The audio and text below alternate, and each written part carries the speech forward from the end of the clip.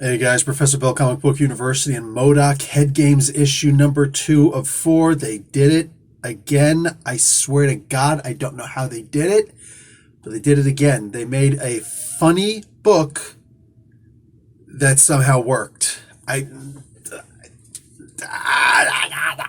almost speechless enough to not do a review. But here we go anyway. I'm going to give it a try. So Jordan Bloom and Patton Oswalt are the writers. Scott Hepburn did the art.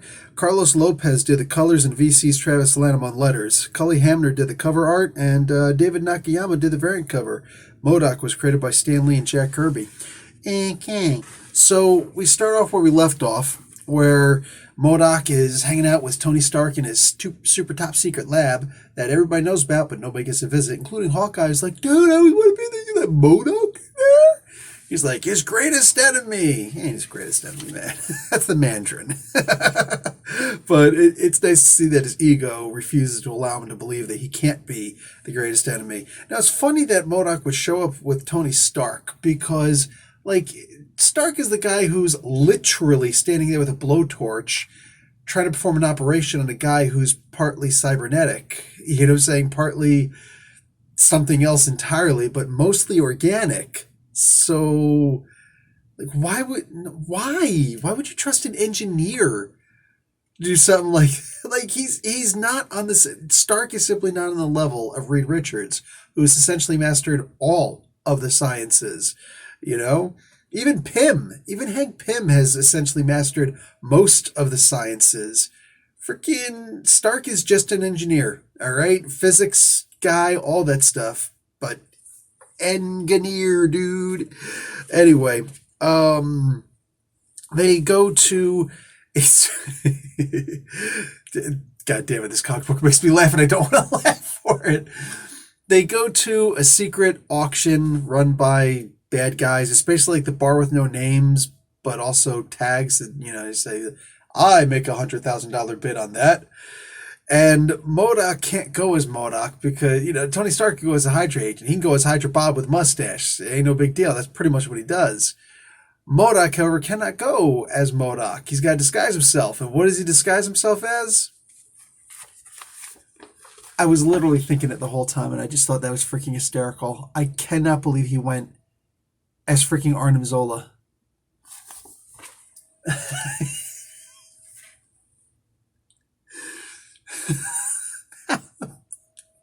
How? I swear to God, I don't know how they did this.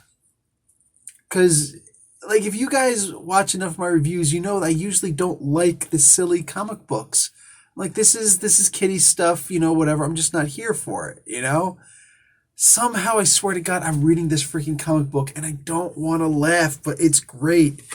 And you got, like, Stegron here. You got a super oversized fishbowl head for Mysterio. You got some of the Wrecking Crew here trying out freaking Green Goblin gear. A giant Sentinel. It's a great double page spread, man.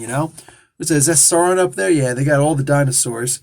Looks like they got Swarm. They got Master of the Universe in here, which is wild. It's like because they actually use him in the comic book. Dude, what were they thinking? You got Mandrill down there. The Reavers, one of the Mandroids. Yo, this is pretty good. Yellow Jacket shows up too with the Black Ant. We haven't seen Black Ant since forever, right? Since the Craven storyline, I think. Anyway, the controllers here. Griffin and Armadillo are watching the doors. Loki's giving them knockoff Infinity Gems. The freaking Mark 7 shows up, which, again, favorite armor. Oh my God. There is so much excellence in this comic book. All of the jokes, all of the constant cracking around. It relies pretty heavily on the art too, which I'm surprised at. Because scenes like this, when you're reading it in context, you recognize immediately that he's having another one of those flashbacks. Now, having to Master of the World talking about I have to drain my main Plodex or whatever the hell he said, calling his penis the Plodex is hysterical. Now, all of this crazy stuff with the kid. Hold on, let me get back there. With his kid, his wife. Like, this is some really weird stuff. I am so freaked out and creeped out by how weird this stuff is. Now, head bunting, Adolf Hitler, because the hate monger is Adolf Hitler. One of the versions, Volume 3 at least, I think he was Adolf Hitler. That's just insane. Okay, darn it, I don't see it in here, but I know it's in here somewhere. The because it's actually kind of important how they're going to get to this base, this secret whatever. Here we go. So they have to go through multiple dimensions. Apparently, one of them is the realm of Shumagorath. I'm not a huge fan of making fun of the great old ones, but whatever. They have to go through a place with a bunch of sugar cubes. Actually, those are cosmic cubes. Makes sense. It's M.O.D.O.K. What is this? Oh, hell. Okay. And a whole bunch of different dimensions and areas and whatnot, Aztec-y type stuff. Oh, also, at one point, oh, here we go. I hope that this isn't the first appearance of the aliens. That doesn't look like a brood to me. Hopefully this isn't the first appearance of the xenomorphs in the Marvel comic books, because I would actually be genuinely disappointed if that was, but it is what it is. So here's the thing that I find interesting about this. You have Modem in here, or a version thereof. I think they actually even mentioned Boca Caliente when that happened. You got a mention of M.O.D.O.K with a C instead of a K, so that's computing instead of killing, mechanical organism designed only for computing.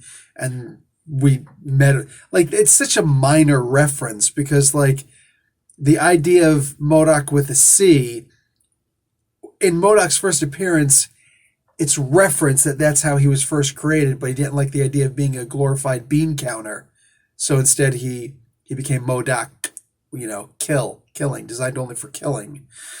But all these things are very synchronous that happen. The Cosmic Cubes incident, all of these things seem to be synchronous with the Marvel database, which I may or may not have said multiple times, bragging that I have done extensive work on.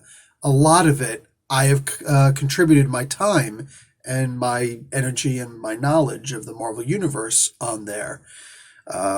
Did some on the DC Universe database also, but they're I'm not going to call them jerks, but they're more jerky than the Marvel database guys are. I'm just going to put that out there. All right, they're harder to deal with, right? So even though a lot of them are the same people, I said what I said. It's interesting that that's just kind of the way that this goes. That it's almost like they're just reading the wikia page, not the wiki page, the wikia page, and that's how they're telling their stories. Now, is that a bad thing? When the comic book is this entertaining, I'm going to say no. And perhaps more people should follow that same idea. Plot your outline based on the Marvel Wikia page, which the most dedicated fans put their time and energy into, and just tell a story along those lines. Make it, surreptitious, slight references to it. I honestly don't know what else to say about this. I am as close to speechless about this comic book as I think that I have ever been before. The art on this is freaking amazing. The story is amazing. Not a huge fan of Patton Oswalt and how loud and absolutely obnoxious he is, and so damn sure of himself and whatnot. And it's like, dude, stop bowing to corporate masters. It's not cool, dude. It's not, being wrong and open about being wrong, and then not apologizing for the certain things, like the freaking Native American guy and the MAGA hat kid, like just little things like that. It's like, I don't want to like anything about this comic book, but these guys actually have me hook, line, and sinker. So you walk into this even with a slightly negative approach, and yet you wind up liking it. That says a lot about the talent of everybody who's working on this comic book. I am genuinely impressed, because it's not even like I walked in neutral. I walked in already thinking that it was going to be silly, already thinking that I don't want Patton Oswalt and Jordan Blum writing my stories. I don't want to see a story that's going to be just making fun and making light of the universe and whatnot. That's not what I'm interested in. And yet here I am actually thoroughly enjoying the comic book, quite despite myself. That, again, that speaks dividends to the talent of all the people in this book. And I am more than happy to admit when I'm wrong. And this is one of those cases. Wow. How this book is so good, entirely beyond me. But it is. And that's the end of this review. Guys, enjoy. Like the video, watch an ad. Professor Bill, Comic Book University. Class dismissed.